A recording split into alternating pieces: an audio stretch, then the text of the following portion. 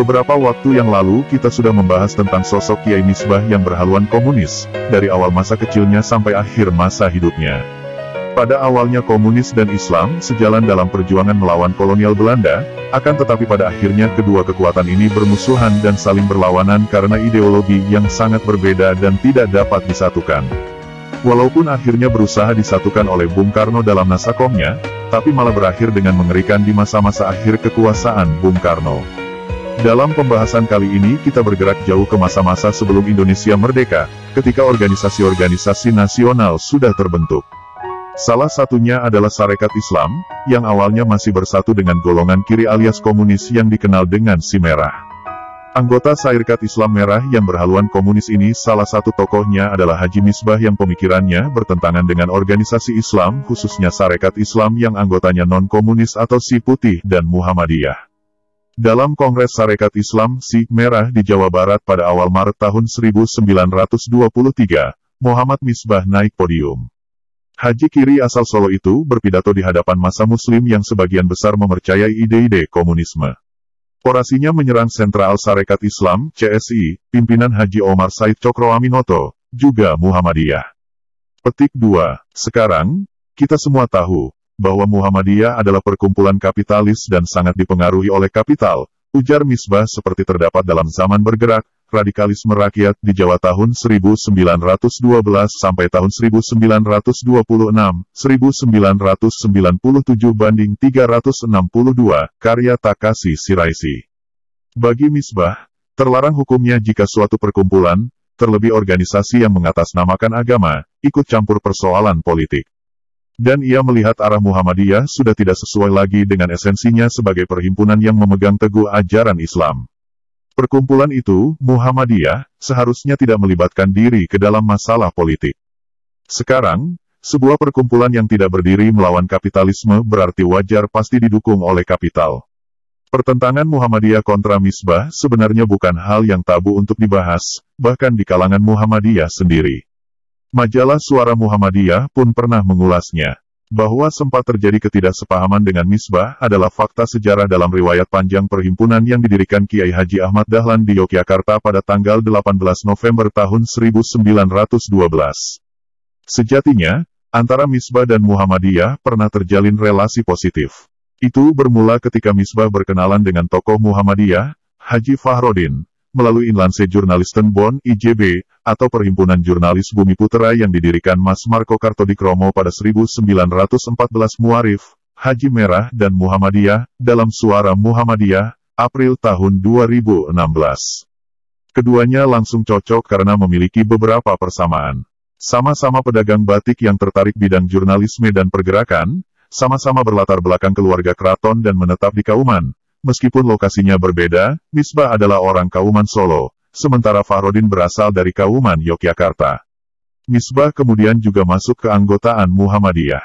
Merasa sepemikiran, Misbah dan Fahrudin lalu bekerja sama, menggagas penerbitan majalah Medan Muslimin pada 1915 dan berlanjut dengan Islam Bergerak yang terbit tahun 1917.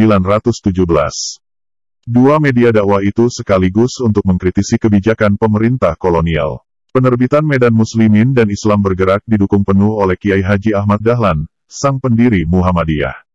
Kala itu, Kiai Haji Ahmad Dahlan dan Muhammadiyah bermitra cukup dekat dengan Sarekat Islam Si pimpinan Cokroaminoto, begitu pula Misbah dan Fahrudin. Ketika Cokroaminoto membentuk Tentara Kanjeng Nabi Muhammad, TKNM, sebagai wujud protes terhadap kasus penistaan agama oleh Martodarsono dan Jojodikoro pada 1918, Misbah turut di dalamnya. Misbah bahkan mendirikan laskarnya sendiri yang diberi nama Sidik, Amanah, Tablek, Fatonah, SATV, untuk mendampingi TKNM. Selain itu, ia juga menyebar seruan tertulis untuk menyerang Martodarsono dan Jojodikoro, para kitri Simbolon, menjadi Indonesia, akar-akar kebangsaan Indonesia, 1995 banding 573.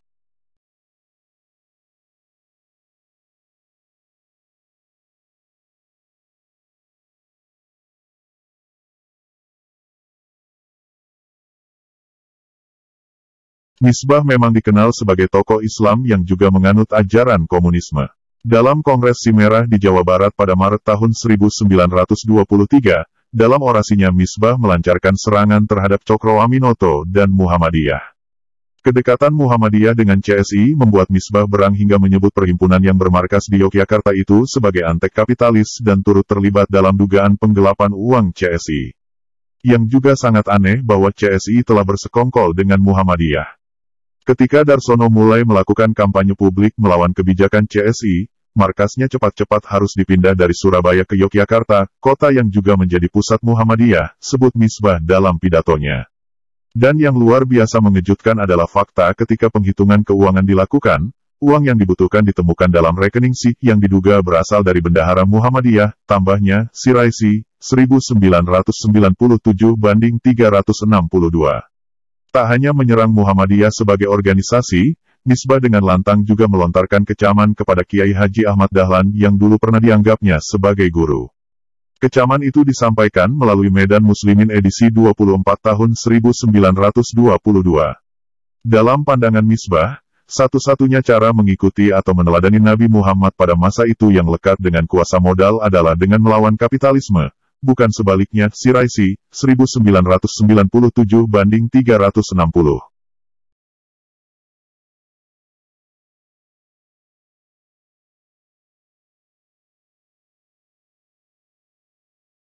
Keretakan hubungan Misbah dengan Cokroaminoto dan SI, yang kemudian menjalar ke Muhammadiyah, mulai muncul tak lama setelah TKNM menggagas aksi bela Islam sekaligus menggalang pengumpulan dana di Surabaya pada tanggal 6 Februari tahun 1918, yang kemudian berlanjut ke kota-kota lainnya, kurang lebih 42 tempat di Jawa dan Sumatera. Taufik Rahzen, Tanah Air Bahasa, 100 Jejak Pers Indonesia, 2007 banding 32. Aksi tersebut berhasil menghimpun ratusan ribu peserta dan mengumpulkan dana lebih dari 10.000 gulden. Setelah itu, terjadilah pertikaian antara Cokroaminoto dengan rekannya sesama petinggi CSI, Haji Hasan bin Semit, terkait dugaan penggelapan uang TKNM, Suryana Sudrajat, Kearifan Guru Bangsa, 2006 banding 50. Perseteruan itu berakibat keluarnya Haji Hasan bin Semit dari CSI dan TKNM. Isu penggelapan uang TKNM itu membuat Misbah kecewa. Terlebih lagi, Cokroaminoto tidak melanjutkan aksi TKNM, hanya mengumpulkan uang iuran serta mengirim kawat kepada Gubernur Jenderal Hindia Belanda dan Kasunanan Surakarta Hadiningrat agar menghukum Marto Darsono tanpa melakukan tindakan sendiri yang lebih tegas. Misbah menganggap TKNM dan SI serta Cokroaminoto selaku pemimpin besarnya telah mengkhianati tujuan membela Islam, bahkan memanipulasinya. Ia pun mulai melancarkan serangan terhadap guru-guru agama, kiai, dan para tokoh TKNM serta SI. Menurutnya, mereka tidak ada bedanya dengan Marto Darsono dan Jojo Dikoro yang telah menodai Nabi Muhammad dan Islam, Sudrajat, 2006 banding 50. Kegeraman Misbah bertambah ketika orang-orang dekat Cokroaminoto menyuarakan disiplin partai, yakni melarang anggota SI merangkap keanggotaan organisasi lain. Ada beberapa anggota SI, terutama dari cabang Semarang, yang terindikasi merangkap anggota Perserikatan Komunis Hindia atau PKH, Bon Heng Chia, from PKI to the Komintern, 1992 banding 7. PKH inilah yang kelak berganti rupa menjadi Partai Komunis Indonesia, PKI. Misbah saat itu merapat ke SI cabang Semarang bersama Semaun, Darsono, dan lainnya, setelah dikecewakan TKNM dan CSI. Polemik internal SI ini berpuncak ketika Darsono menyerang Cokroaminoto dengan menuduhnya telah menyalahgunakan uang organisasi, Siraisi, 1997 banding 310. Kasus tersebut yang berbeda dengan perkara sebelumnya terkait dugaan Cokroaminoto telah menggelapkan dana TKNM. Darsono melalui surat kabar milik SI Merah, Sinar Hindia, pada edisi 6, 7, dan tanggal 9 Oktober tahun 1920 juga mengkritik posisi rangkap Cokroaminoto yang selain sebagai ketua juga menjadi bendahara CSI. Dengan mantap, Misbah berdiri di belakang Darsono hingga akhirnya orang-orang SI cabang Semarang terdepak dari CSI dan membentuk SI Merah yang nantinya melebur dengan PKH menjadi PKI.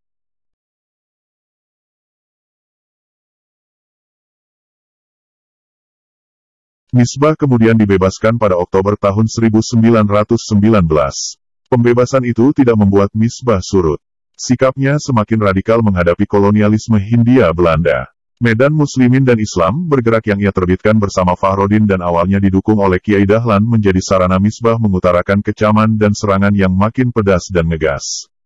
Pada Mei tahun 1920, Misbah ditangkap kembali. Saat itulah, para pendukung Misbah yang tergabung dalam organisasi Sidik, Amanah, Tablik, Fatonah, SATV, mulai bergerak lebih moderat. Medan Muslimin kemudian diambil alih oleh Moehtar Buchori, salah seorang mubalik Muhammadiyah. SATV cabang Surakarta bahkan diubah menjadi Muhammadiyah Afdeling Surakarta. Islam bergerak menjadi medium radikalisasi yang tersisa dari sisi Misbah, dan dari medium itu pula kritik kepada Muhammadiyah mulai menderas sejak awal 1922 hingga Juli tahun 1922. Serangan itu mulai mengendur saat Sismadi, redaktur Islam bergerak yang gencar mengkritik Muhammadiyah, juga masuk ke dalam penjara kolonial. Serangan verbal Misbah kepada Muhammadiyah, sebagaimana diuraikan pada bagian sebelumnya, menggencar sejak ia dibebaskan pada penghujung 1922. Ia sempat mengambil alih lagi Medan Muslimin serta Islam bergerak, dan dari sanalah kritik-kritiknya kepada tokoh-tokoh dan organisasi Islam yang dianggapnya moderat atau cenderung main aman bermunculan. Misbah melihat Muhammadiyah sudah ikut-ikutan bermain politik praktis, termasuk manuver orang-orang Muhammadiyah di Sentral Sarekat Islam yang dianggap sangat aktif menentang si Afdeling Semarang yang makin bergerak ke kiri. Selain itu, Muhammadiyah juga dinilai semakin mendekat ke kehidupan kapitalis karena lebih memfokuskan pada kegiatan pendidikan dan pelayanan kesehatan. Suwarsono, DKK. Jejak kebangsaan, kaum nasionalis di Manokwari dan Bovendigul, 2013-89, yang mengondisikan organisasi tersebut untuk lebih berhati-hati dan tidak bersikap kelewat keras yang membahayakan roda organisasi.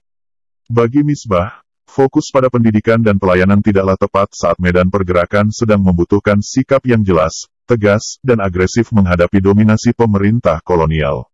Itu hanya membuat Muhammadiyah, dalam analisis Misbah, menjadi bergerak ke tengah, menjadi moderat.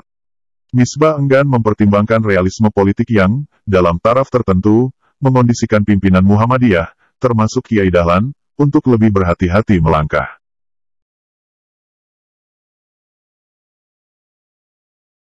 Beberapa tahun kemudian, terutama pada awal 1930-an, perbedaan pandangan Misbah dan Muhammadiyah ini muncul kembali dalam perdebatan tentang kooperasi dan non-kooperasi, menolak total kerjasama dengan pemerintah sebagai sikap non-kooperasi, dan menerima sebagian sistem kolonial seperti Volksraad, sembari pelan-pelan mendesakkan agenda-agenda pergerakan sebagai sikap kooperasi. Keduanya, sikap kooperasi dan non-ko, adalah anak kandung sejarah pergerakan nasional sebagai varian respons terhadap kolonialisme. Misbah pada akhirnya keluar atau bisa jadi dipecat dari keanggotaan Muhammadiyah pada 1923, Suara Muhammadiyah, Mei dan Juni tahun 1923. Sampai akhirnya, Misbah ditangkap aparat kolonial pada tanggal 20 Oktober tahun 1923 dan dipenjarakan di Semarang.